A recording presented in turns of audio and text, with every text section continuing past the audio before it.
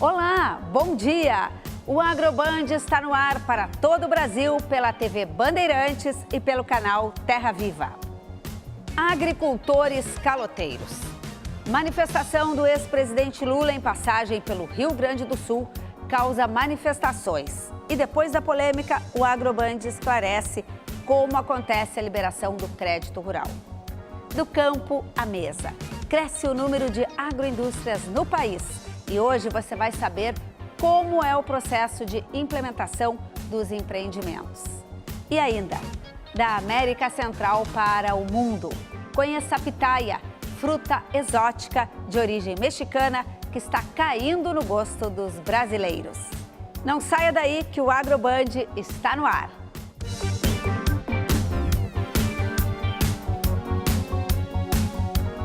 A caravana do ex-presidente Lula encerrou a viagem pela região sul do país nesta semana. Em todos os locais por onde passou, enfrentou protestos. O começo foi no Rio Grande do Sul, onde Lula chamou os produtores rurais de caloteiros e deu início à série de manifestações, conforme mostra a reportagem de Felipe Peixoto. A passagem de Lula pelo Rio Grande do Sul durou 5 dias. O ex-presidente enfrentou protestos em quase todas as cidades que visitou. A manifestação mais violenta foi em Passo Fundo, no norte do estado. Agricultores bloquearam esta rodovia por onde passaria a caravana petista. Um dos motoristas foi preso pela Brigada Militar, que usou bombas de gás para dispersar o grupo. Pneus e galhos de árvore foram incendiados. Em um dos discursos realizados no estado, o ex-presidente fez duras críticas aos produtores rurais. Se eles tratassem os empregados deles igual eles tratam o cavalo deles, os empregados deles, de fazendeiro que pegava dinheiro emprestado do governo federal. Ele tinha dois para ver na vida. Um quando ele pegava o dinheiro e o outro quando ele dava um calote no governo. Entidades rurais repudiaram a declaração. Em nota, a Federação da Agricultura do Rio Grande do Sul afirmou que o dinheiro que financia o agronegócio não é do governo e muito menos do ex-presidente, mas dos agentes financeiros. Segundo o Banco Central, a menor taxa de inadimplência do país é do crédito rural, cerca de 3%. E a gente compete com vários mercados, o mercado norte-americano, por exemplo, onde o governo dá um super apoio, super estímulo para o produtor rural, para o agricultor, a cada vez produzir mais. E aqui no Brasil a gente não tem isso. No período recente de recessão econômica, os resultados do agronegócio amenizaram o impacto da crise. No ano passado, o setor foi o principal responsável pelo crescimento do PIB, Produto Interno Bruto. E em 2018, o país está colhendo a segunda maior safra da história, só perde para o ano passado, que foi muito acima da média. Um trabalho diário, difícil aqui no campo, que consolida o Brasil como um dos principais produtores de alimentos do mundo. Com 37 mil novas vagas no ano passado, a agropecuária foi o segundo setor que mais abriu postos de trabalho no país, atrás apenas do comércio. Este criador de cavalos aumentou o número de funcionários recentemente. Todos têm carteira assinada e direito à moradia sem custo. A gente prioriza sempre os funcionários, as pessoas, porque sem eles o nosso negócio não anda, né? Depois da polêmica, fica o questionamento. Como será que está a situação financeira do produtor rural? O repórter Felipe Peixoto visitou uma concessionária de máquinas agrícolas e conferiu como é o processo de liberação do crédito agrícola. Quando este agricultor precisa de um trator novo, ele faz empréstimo no banco. A parcela não assusta, o desafio é juntar os documentos. A gente já é mais do campo. Já não tem uma intimidade com aquela papelada. E aí tu tem que vir já de ano a ano, tudo certinho. Nesta concessionária, quase todos os negócios dependem do crédito rural. As vendas de máquinas agrícolas com recurso próprio, elas não representam 5% do leque das nossas vendas. Quando o agronegócio vai bem, a procura por empréstimos cresce. Em 2018, a busca pelo crédito rural deve crescer no país, já que a Selic, taxa básica de juros, caiu para 6,5% ao ano, o menor patamar desde 1986. Quando a linha de crédito tem recursos controlados, o governo dita as regras e as taxas, muitas vezes com juros subsidiados. Para este tipo de empréstimo, o Banco Central espera alta de 1% nas contratações em 2018. Já na categoria de recursos livres, os bancos definem as normas e os juros. Nestas linhas, que têm regras mais simples e estão reduzindo taxas, a expectativa de crescimento é maior, 6%. No total, a previsão é que a tomada de empréstimos aumente em média 13,5% até o fim do ano.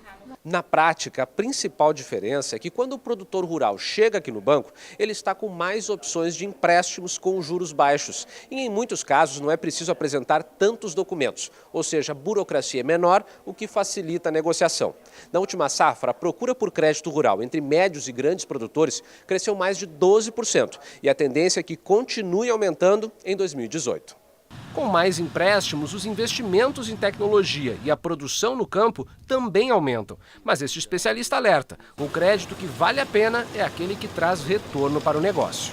É um custo financeiro que vai ter que sair da produção. Não vai ter muita margem de negociação, ele tem que ser criterioso mesmo nas suas contas, na forma dele fazer isso caber no seu negócio.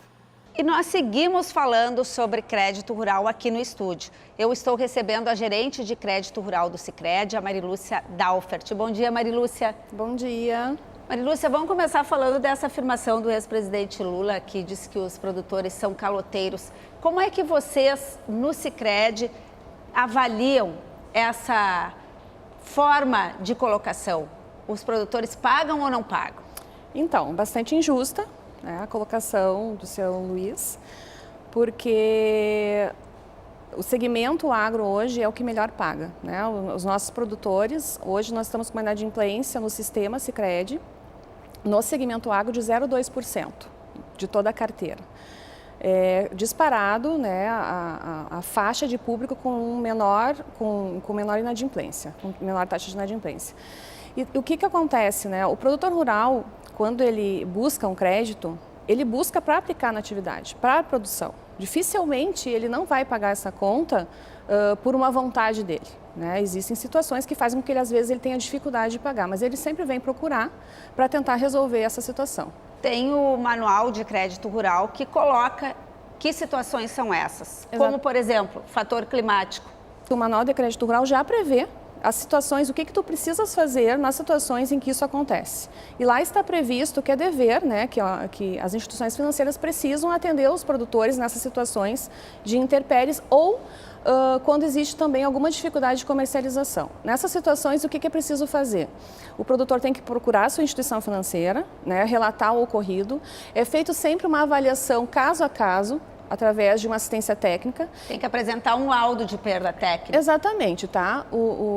Essa assistência técnica vai informar, então, olha, o produtor estava preparado para ter determinada produção, em função da intempérie climática, ele acabou tendo esta produção, e em função disso, qual foi o impacto que isso trouxe para o negócio dele hoje e para frente?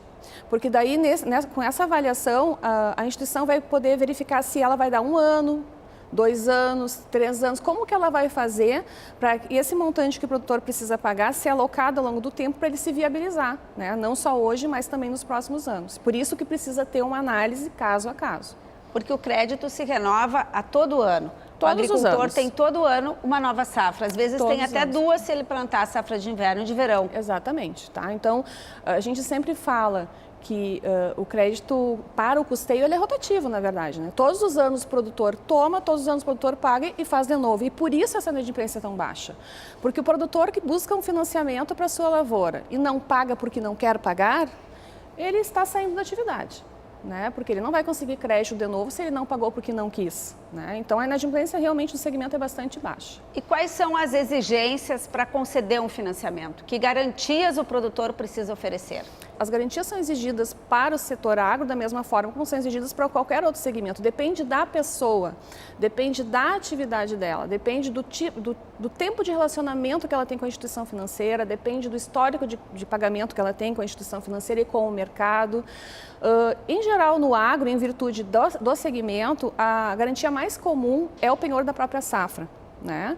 Agora, se o produtor está fazendo um investimento de mais longo prazo para instalar uma armazenagem, um sistema de irrigação, né, alguma coisa que ele queira fazer de evolução na produção dele, ele vai precisar fazer um investimento que é de mais longo prazo. Nesse cenário, normalmente, em virtude de ser de mais longo prazo, às vezes é requerido outras garantias, como hipoteca, alienação de imóveis ou garantias de equipamentos. Vai depender muito da situação. E depende do valor também. Se o valor for mais alto, a garantia precisa ser maior. Com certeza. Às vezes, por exemplo, se tu vais fazer um investimento para a compra de um equipamento e o produtor está pagando uma parte considerável desse equipamento, o próprio equipamento às vezes se garante, não precisa de garantia adicional, né? Então depende muito do caso a caso. Mas para conceder o crédito é feito todo um estudo, uma avaliação, então é bem rigoroso esse sistema de concessão do crédito. Na verdade, a concessão de crédito, hoje, para te teres uma ideia, existe um volume bastante considerável hoje que é feito por modelagem, tá? Por estatística. Não necessariamente tu vai fazer uma avaliação de crédito caso a caso, tá? Tu tem situações hoje, não só no Sicredi, mas como no mercado como um todo, aonde tu consegue, dependendo do nível de risco que é classificado a pessoa por questões estatísticas, né? Tu consegue conceder o crédito até sem avaliar caso a caso a operação. E vocês são uma instituição financeira hoje que está em vários estados. Como é que vocês colocam a situação? O produtor do Rio Grande do Sul é diferenciado nessa questão de inadimplência, de solicitação do crédito, ou é igual em todos os estados? Então, nós temos 116 cooperativas hoje dentro do sistema, tá? E cada uma tem a sua liberdade de atuação, respeitando questões sistêmicas, vamos dizer assim, tá? Mas, em geral, o comportamento do produtor, né, do setor agro em relação a crédito é muito similar. O que ocorre é assim, na região sul a gente tem uma predominância da agricultura familiar. Na região centro-norte, lá os produtores eles são de maior porte, né? São produtores maiores. E essas são as diferenças, é mais em relação à necessidade, ao tipo de produtor, tipo de produção, né, que ele faz, e com isso a necessidade de crédito às vezes muda um pouco. Né? Eu preciso mais recursos, às vezes, para financiar os produtores do Centro-Norte do que eu preciso de recursos para financiar os produtores do Sul. E agora, a gente já está indo para a segunda parte do ano de 2018. Vocês têm um cenário positivo? Como é que vocês estão trabalhando neste momento?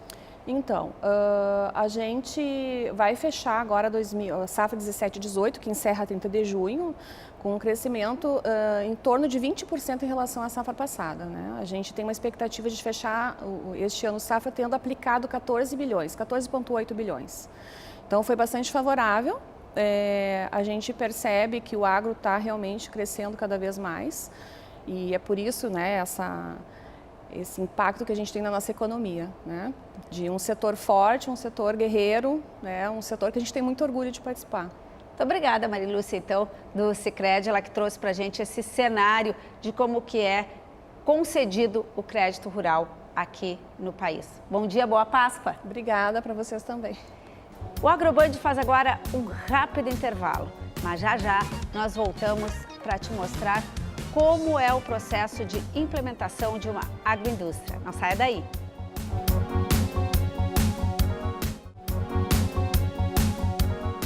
Estamos de volta com o AgroBand e já vamos saber a previsão do tempo com a Gabriela Lerina. Bom dia, Gabi! Oi, Lise, bom dia para você, bom dia a todos que estão nos acompanhando aqui na AgroBand. Olha, segundo os meteorologistas, para a próxima semana, o maior volume de chuva deve ser registrado em duas regiões brasileiras, entre o norte e o nordeste. Só para se ter uma ideia, entre o Amazonas e o Pará, por exemplo, devem ser registrados mais de 100 milímetros de chuva. Isso, obviamente, vai atrapalhar os trabalhos no campo. Já na região centro-sul, a chuva já diminui bastante em relação com o que aconteceu na semana passada, em especial na região sudeste, onde choveu bastante. Então, ainda tem previsão, tem uma linha de instabilidade, mas não deve ser volumes tão expressivos. Mas tem ainda condição para atrapalhar os trabalhos do plantio do milho safrinha e também da colheita da soja em uma linha que sai desde o Mato Grosso até o leste de Minas Gerais.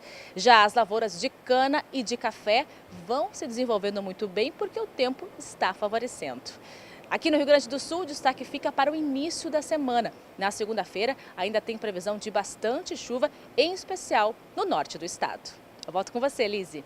Nos próximos dias devem começar as obras para a construção do segundo pavilhão destinado à agricultura familiar no Parque Assis Brasil em Esteio, que deverá dobrar o espaço para os empreendimentos na Expo Inter deste ano, que será realizada de 25 de agosto a 2 de setembro. Em 2017, foram 198 expositores. Na Expo Direto 2018, em Não Me Toque, as vendas no pavilhão da agricultura familiar cresceram 4%, totalizando R$1.089.000. Na Expo Agro, em Rio Pardo, a comercialização somou 634 mil, com crescimento de 5%. E para entender o sucesso das agroindústrias, convidamos o Fabiano Nichelli, da Gerência Setorial do Agronegócio do Sebrae RS, e a Rosane Demarco, da Essência Orgânica, uma empresa rural de produção de hortifruti in natura minimamente processados aqui em Porto Alegre. Bom dia, Fabiano. Bom dia, Lise. Bom dia, Rosane. Bom dia, tudo bem? Tudo bem. Eu vou começar com a história da Rosane. A Rosane produz num pequeno espaço aqui na nossa capital. Conta para nós, Rosane, o que é que tem plantado lá e como é que é a tua história? Bom, eu comecei como produtora primária, plantando pimentões orgânicos. A minha propriedade é uma pequena propriedade, que é uma característica das propriedades daqui de Porto Alegre, né, da atual Zona Rural de Porto Alegre, porque nós conseguimos esse marco legal da Zona Rural em 2015 e a gente levou esse case para Milão, na Expo Milão de 2015. Como o retorno, o marco legal da Zona Rural de Porto Alegre que nós não tínhamos. Então, eu comecei plantando pimentões orgânicos e atualmente eu tenho, além da produção primária, eu tenho uma agroindústria onde eu faço produtos diferenciados, modéstia à parte. A Rosane já olhou aqui para a mesa, a gente tem um dos produtos diferenciados dela, que é o chutney. O que é o chutney? O que é o trabalho que vocês fazem com os teus produtos lá, Rosane? Bom, a gente planta tomate e vendemos o tomate in natura nas feiras e o excedente a gente transforma atualmente em chutney. Eu já fiz geleia, já fiz molho, já fiz pasta. Hoje eu trabalho somente com o chutney, que é uma preparação agridoce, né? E não tem uma nomenclatura brasileira, né, aportuguesada, para definir o chutney, que tem passas, tem açúcar, tem tomate, a base é tomate, gengibre, é um molho, né? E esse é o pulo do gato, Rosane, processar, não tem perda na tua propriedade? Não tem perda, porque você planta, vende in natura, o excedente transforma e agrega valor. Esse é o grande diferencial da agroindústria, né? Fabiano, e vocês no Sebrae têm um atendimento para o produtor, para fazer a gestão da propriedade. O que é mais desafiador para um produtor que quer formar a sua agroindústria? O que a gente tem acompanhado nos últimos anos, né, o mais desafiador, na verdade, é essa parte de mercado, né, essa parte de conhecer o mercado, de ter a gestão do seu negócio. Ele sabe muito bem produzir. Quando chega nessa parte de como é que eu vou vender, quem é o meu cliente, o Sebrae tem a possibilidade de ajudá-lo nesse ponto, né, de identificar qual é o mercado, aonde que está o cliente, como é que ele deve colocar o produto no mercado. Então, o Sebrae tem essa possibilidade de estar ajudando as agroindústrias. Né? E tem também muita documentação necessária, Rosane, não dá para pegar, processar e sair vendendo. Não. A gente, no meu caso particular, eu precisei além do apoio do Sebrae, eu precisei de capacitações que a Emater nos passa, né? Eu já faço parte há 4 anos de projetos do Sebrae e a gente aprende o que precisa. Então, assim, você tem que ter, porque é um negócio, é uma empresa formalizada, né? Então, para poder vender um produto tem que ter CNPJ, tem que ter o selo adequado, né? Tem que ter um alvará, tem que ter licença, um alvará de localização, tem que ter um alvará sanitário. Para o produto orgânico, tem que estar de acordo com o escopo do mapa, né? Todas as INs, que são as instruções normativas do mapa, tem que estar, do Ministério da Agricultura, tem que estar contempladas. Então, tem que ter uma certificadora que certifique, que ateste que o teu produto é orgânico, né? Fabiano, e vocês dão esse caminho, esse mapa da mina? Com certeza, a gente tem essa possibilidade, né? Existe hoje atualmente um programa Juntos para Competir, né? Que é uma parceria entre a Farsul, Senar e Sebrae, que tem todo esse suporte, né?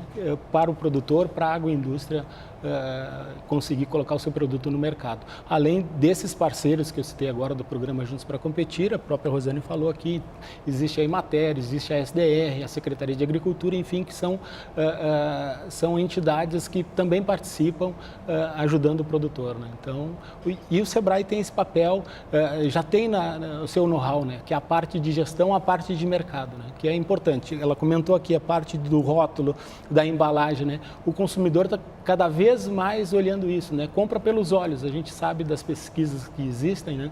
Que o consumidor, quando ele chega na gôndola do supermercado, ele compra pelos olhos. Então, a apresentação do produto. Então, o Sebrae tem especialistas que podem estar sempre ajudando essas agroindústrias, né? Porque o que a gente sabe, Rosane e Fabiano, é que o produtor tem expertise em produzir. Isso ele sabe fazer muito bem. Tem a matéria-prima na mão. E aí fazer o que com ela? É sensacional esse depoimento da Rosane. Termina com as perdas quando processa o alimento.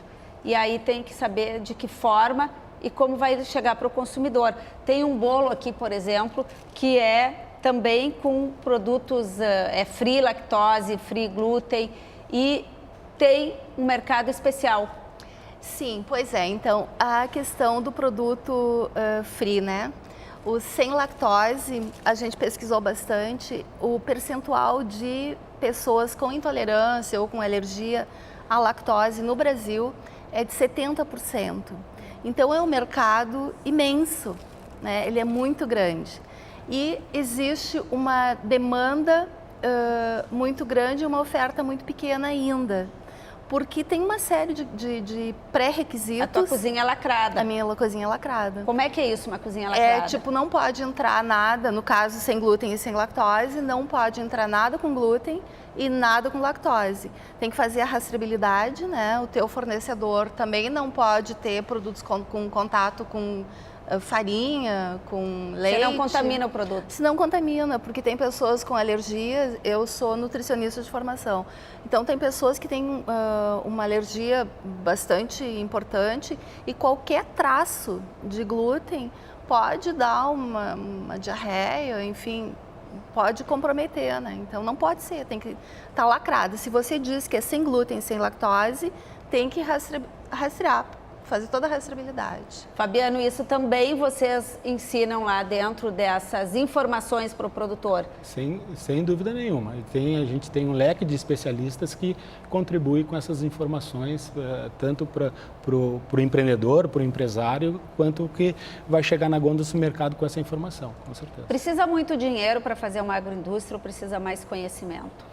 Eu acho que os dois, Lízia, né? Mas o importante é ter conhecimento daquilo que tu vai colocar, vai abrir, enfim. Eu acho que os dois é importante, mas o conhecimento ele tá ali à frente, porque a gente sabe que tem linhas de crédito, né? Aí disponíveis, né? Para te abrir uma agroindústria, enfim. Mas tu tem que ter o conhecimento. Tu precisa de um plano de negócio, né? De um estudo de viabilidade para realmente ver se é aquilo que tu quer colocar. E o Sebrae tem esse know-how para ajudar aquele empreendedor que quer colocar uma agroindústria, enfim, tem essa possibilidade. Que bacana. Olha só, a Rosane e eu, a gente se conheceu numa feira internacional, no Salão Internacional da Alimentação em Paris, e a Rosane aprendeu muito lá, esses grupos organizados, essas comitivas, com a participação também do Sebrae. E quando a gente vai ver lá fora, a gente volta com muitas ideias para aplicar por aqui e depois leva o nosso produto para lá também. Então, eu quero agradecer a Rosane Demarco. Que bom te reencontrar, Rosane. Igualmente. Parabéns pelo sucesso com o teu projeto.